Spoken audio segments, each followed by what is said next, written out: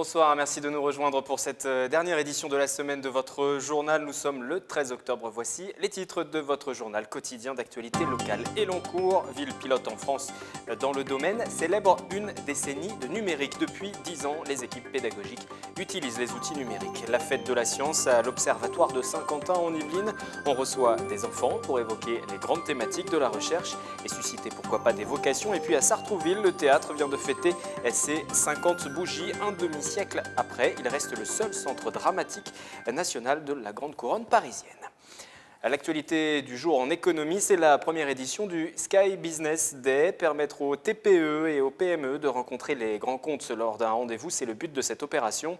Cela se déroulait aujourd'hui au Vélodrome de Saint-Quentin en Yvelines. L'événement organisé par l'agglomération est plutôt un succès. 400 entreprises présentes et plus de 3000 rendez-vous.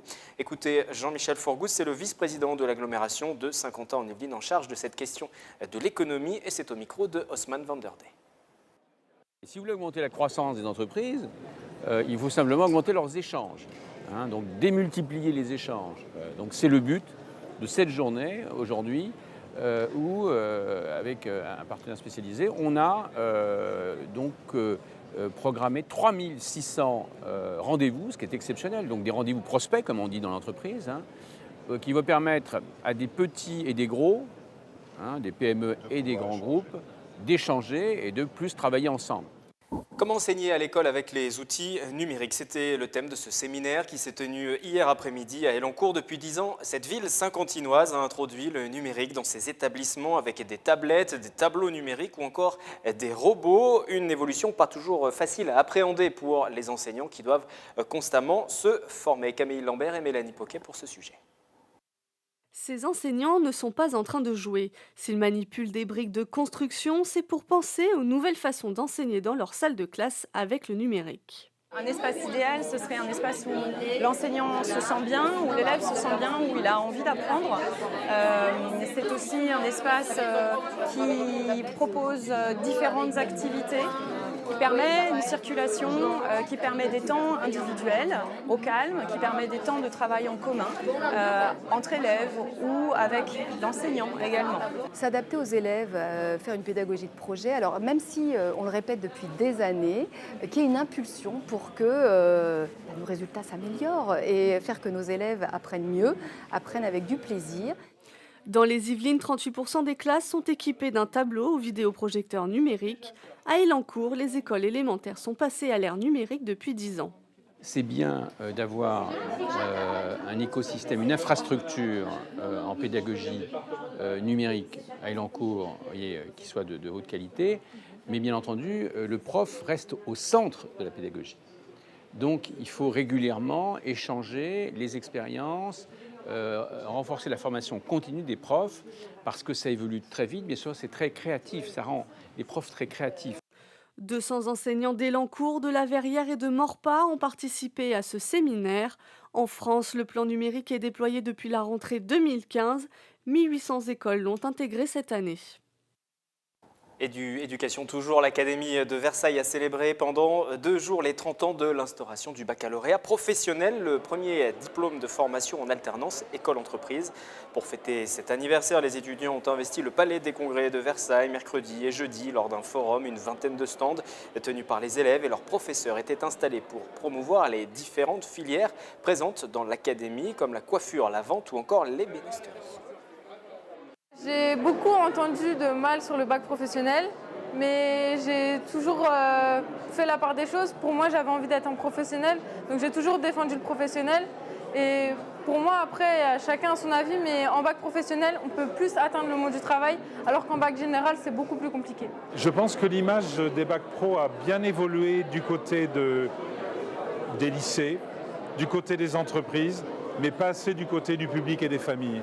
Il faut que les familles sachent que faire un bac professionnel, c'est une formation de très grande qualité qui permet l'emploi et qui permet la poursuite d'études. Il faut en faire la promotion. C'est un très très bel objet. Propos recueillis par Mickaël Elmidoro. Nous parlions du numérique à l'école il y a quelques instants. Eh bien, jardins et poulaillers ont aussi trouvé leur place au sein des établissements. L'objectif est bien évidemment d'éduquer les enfants aux enjeux environnementaux et au développement durable également. Sur le département des Yvelines, la direction académique des services de l'éducation nationale soutient cette ambition. Elle a labellisé certains établissements scolaires, ceux qui sont les plus en avance sur ce sujet. Le reportage de Patrick Jacques de Dixmuth, d'Anne Norlanguille et de Nicolas Kirilovitz. Une poule, un potager, des outils, ce n'est pas encore l'école à la ferme, mais on s'y croirait presque pour les élèves de l'école primaire Les Petits Prés d'Élancourt. En plus des habituels mathématiques, français et histoire, l'environnement s'est fait une place au sein de l'enseignement. Apprendre le cycle de l'œuf et favoriser la ponte ont d'ailleurs un intérêt pour tous. On les récolte et après on les ramène chez nous par élève. Il y a une seule personne qui ramène un œuf. Après, il y en a d'autres qui vont... Enfin, le lendemain, peut-être la poule, elle va pondre. Donc, du coup, on prend un œuf et on le ramène chez nous. Promouvoir l'éducation au développement durable et initier les plus jeunes aux problématiques écologiques sont devenus depuis des années des priorités pour l'éducation nationale. Dans les Yvelines, une vingtaine d'écoles viennent de recevoir un label spécial pour les récompenser dans leur démarche. Ce qui est intéressant, c'est aussi de développer une démarche citoyenne. C'est d'engager ces enfants qui sont les citoyens de demain, de s'approprier des réflexions de société, c'est-à-dire que sur le tri de déchets, sur le vivre ensemble, sur la consommation. Ressources, changement climatique ou encore alimentation, les thèmes abordés avec les écoliers sont variés et complètent l'apprentissage des matières historiques. Je pourrais citer Montaigne par exemple, c'est-à-dire avoir une tête bien faite plutôt qu'une tête bien pleine, c'est-à-dire développer d'abord des méthodes de travail, mais des méthodes de vie, et après bien entendu baser tout ça sur le socle des connaissances, ce qu'on doit apprendre aussi à l'école. Pour la nouvelle année scolaire, l'Éducation nationale espère labelliser une trentaine de nouveaux établissements dans les Yvelines. C'est un événement national, la fête de la science se poursuit jusqu'au 16 octobre. À cette occasion, l'OVSQ, l'Observatoire de Versailles-Saint-Quentin en Yvelines, qui dépend de l'université, ouvre ses portes au grand public et puis également aux écoles. Ce matin, ce sont des élèves de Rambouillet qui ont participé à différents ateliers. Le grand public sera lui donc accueilli la journée de dimanche et nous avons suivi quelques animations avec les élèves. Travailler du verre en fusion, une première pour ces élèves de l'école d'Arbouville de Rambouillet. Sous la direction de Vincent, ils découvrent le métier de souffleur de verre en laboratoire, une expérience proposée par l'Observatoire de Versailles-Saint-Quentin dans le cadre de la fête de la science. J'ai vu en fait quand on le flamme, et ça fond et du coup ça tombe. Le monsieur il le gonfle, après ça fait tomber. J'ai essayé de le faire tomber. C'était difficile, mais ça brûlait. Enfin, c'était facile, mais ça brûlait un peu les yeux. Cette semaine, l'OVSQ accueille près de 800 élèves dans ses locaux. Un événement pour apprendre la science autrement. La science, c'est quand même assez abstrait. Et là, par quelques petits ateliers, on arrive un petit peu précisément à dire un scientifique, ça fait ça, et ça sert à quoi ? Ça sert à des choses quand même très précises. Parfois, ça suscite des vocations. Avec le Latmos, les enfants découvrent aussi l'atmosphère. De quoi est-elle constituée ? Comment l'analyser ? C'est l'objet de cette expérience. Les jeunes apprennent l'utilisation des ballons au service de la science. Comme on est un laboratoire qui a un long passé l'exploration spatiale avec des fusées et des ballons, on essaye de leur expliquer effectivement l'intérêt et la physique qu'il y a autour des ballons, l'intérêt pour l'atmosphère, pour la prévision météo, dont tout le monde est bien au courant des informations qu'on a tous les jours. Chaque enfant a pu écrire sur une carte postale accrochée à un ballon gonflé d'hélium. Ils ont été ensuite libérés dans le ciel. Certains arriveront peut-être en Allemagne ou jusqu'en Suède. Dimanche 16 octobre, l'OVSQ sera ouvert au public. Les grands curieux pourront eux aussi tester ces ateliers. Un mot de politique à présent avec le premier débat entre les candidats de la droite et du centre. Ce sera ce jeudi soir sur TF1 à 21h. Alors que le duel Juppé-Sarkozy domine la campagne, les outsiders se préparent aussi à l'affrontement. Nouvelle épreuve après les meetings. Et vous le voyez d'ailleurs, quasiment tous les candidats se sont rendus dans le département des Yvelines ces derniers mois. Et on notera aussi qu'un Yvelinois participe à cette primaire. C'est Jean-Frédéric Poisson, le député de la 10e circonscription, président du Parti chrétien-démocrate. Il est pour l'instant crédité de 2% d'intention de vote dans les sondages. Et puisque l'on parle politique, prochain numéro du 7-8 politique sur notre antenne, ce sera ce vendredi 14 octobre dès 20h. Nicolas Kirillovitz s'est rendu au Parlement européen pour rencontrer Constance Legris, eurodéputée Les Républicains. Il sera question de l'Union, bien sûr, mais aussi de la crise des migrants. Écoutez cet extrait. C'est un sujet aussi qui concerne le local, puisque également dans les Yvelines, il y a eu des manifestations récemment pour dénoncer l'arrivée future de migrants. On parle de 800 ou 400 nouveaux migrants, plutôt ça ferait 800 au total sur une population de plus d'1 million de personnes. Est-ce que vous vous intéressez aussi à ces inquiétudes locales? Est-ce que vous penchez dessus en tant qu'eurodéputée francilienne?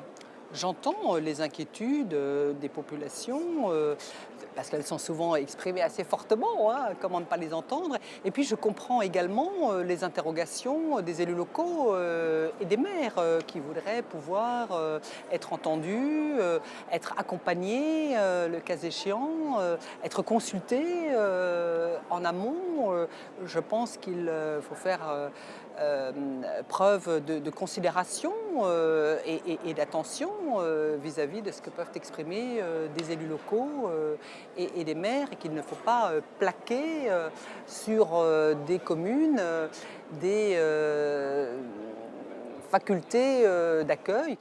Rendez-vous donc vendredi 14 octobre dès 20h sur notre antenne pour ce nouveau 7-8 politique. Nous refermons ce journal en attendant avec de la culture. Le théâtre de Sartrouville a officiellement 50 ans cette année et il accueille encore 30 000 spectateurs chaque saison. C'était le cas l'année dernière. Le reportage de Maxime Lemaine pour le conseil départemental des Yvelines.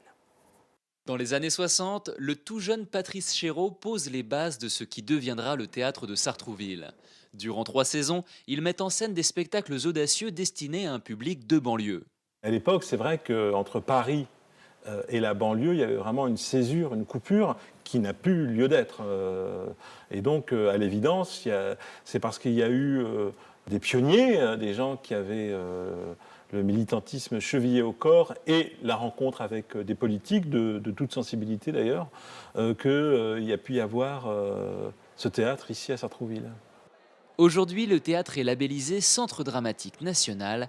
Il accueille 30 000 spectateurs par an. J'aime bien la variété des spectacles, puisqu'on peut avoir du théâtre, de la danse, de la musique, de la magie, du cirque. On met à peu près 5 minutes pour se rendre au théâtre. Donc le soir, le spectacle se termine à 11h et à 11h15, on est chez nous. C'est quand même très très commode. Depuis 1997, le conseil départemental subventionne l'établissement dans le cadre d'Odyssée en Yvelines. Un festival qui permet au jeune public de découvrir sur tout le territoire des créations originales. À l'occasion des 50 ans du théâtre de Sartrouville, le département a rappelé son engagement aux côtés de la culture et de ses lieux de diffusion. Ce sont des lieux de vie. Ce sont des lieux qui sont ouverts aux actions culturelles, pas uniquement des lieux de diffusion, des lieux d'attractivité et d'accompagnement sur la vie du quotidien pour l'intergénérationnel. C'est important. En 2016, le département a dédié près de 6 millions d'euros au patrimoine et à la culture. Merci de nous avoir suivis. Prochain journal en direct à 18h lundi. En attendant, pour ce week-end, dès vendredi, vous avez rendez-vous avec Nicolas Kirillovitz pour le 7-8 l'hebdo. À très bientôt.